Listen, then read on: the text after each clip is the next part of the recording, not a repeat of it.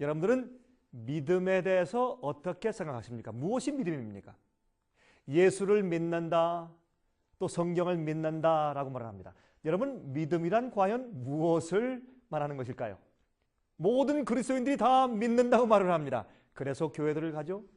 그런데 믿는다는 것이 무엇이며 또 무엇을 어떻게 믿는 것을 말하는 것일까요? 여러분, 빌립보의 감옥을 지키던 간수장이 사도 바울에게 내가 어떻게 하여야 구원을 얻으리까? 라고 부르짖었습니다. 그때 사도 바울의 유명한 대답이 성경 사도행전 16장 31절에 기록되어 있지 않습니까? 주 예수를 믿으라, 그리하면 너와 내 집이 구원을 얻으리라. 여러분, 이 그리스도인의 믿음이란 하나님께서 인류를 구원하시기 위해서 보내신 아들 예수 그리스도를 믿는 것을 의미합니다. 그래서 요한복음 3장 16절에 말씀하기를 하나님이 세상을 이처럼 사랑하사 독생자를 주셨으니 누구든지 저를 믿는 자마다 멸망치 않고 영생을 얻게 하려 하심이라 라고 기록되어 있는 것입니다. 그런데 우리가 어떻게 하나님의 구원의 역사를 알게 되는 것이겠습니까? 로마서 10장 17절을 말씀하기를 믿음은 들음에서 나며 들음은 그리스도의 말씀으로 말미암았느니라 그랬습니다. 다시 말해서 믿음은 하나님의 말씀인 성경을 통해서 생기는 것을 우리가 알 수 있죠. 이 성경은 하나님의 아들 예수께서 인류 구원을 위해서 우리를 위해서 어떻게 하신 것을 설명해 준 계시인 것입니다. 세상의 어떤 책도 이것을 설명해 줄 수 없는 것입니다. 그래서 그 말씀을 읽고 듣고 감동을 받은 사람이 믿게 되는 것을 우리가 잘 알고 있는 것입니다. 그런데 믿는다고 하는 일에 혼돈이 생깁니다. 흔히 많은 그리스도인들이 말이죠, 믿음이란 어떤 가르침이나 교리에 대한 동의라고만 생각을 하는 것입니다. 물론 이 하나님의 말씀을 듣고 받아들이며 수용하는 것이 믿음이지만은 이 성경 말씀에 있는 것을 받고 동의하는 것이 믿음이지만은 믿음이란 그 이상을 의미하는 것입니다.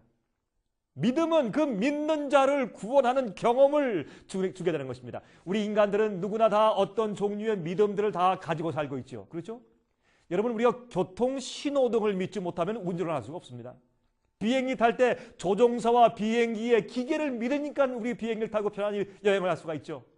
씨를 심을 때 씨가 싹 들 것을 믿고 뿌리는 것 아니겠습니까?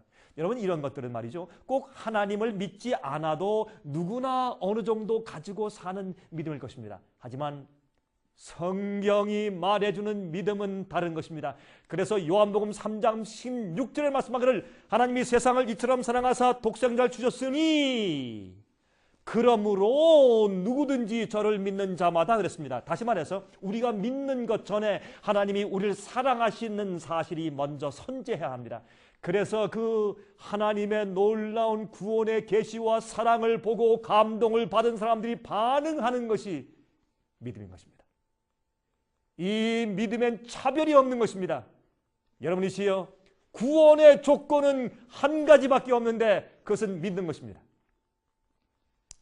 여러분, 그런데 믿음이란 하나님께서 먼저 사랑하신 것을 보고 감동을 받아서 감사의 반응을 하는 것이 믿음입니다. 그러므로 이 믿음은 한갓 지적인 이해나 진리에 대한 동의 이상의 것인 것입니다.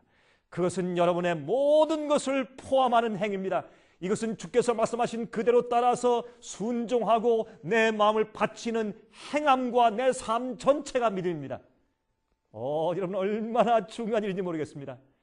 여러분, 예수께서 이 땅에 오셔서 우리에게 하나님의 사랑을 보여주신 그 사랑과 십자가의 은혜를 이해한 사람이 마음 가운데 믿음이 생기는 것은, 그 믿음은 하나님의 사랑에 대한 반응이기 때문에 우리 온 마음과 뜻을 다해서 드리는 생활 자체가 믿음입니다. 제가 다음 시간 다시 뵙겠습니다.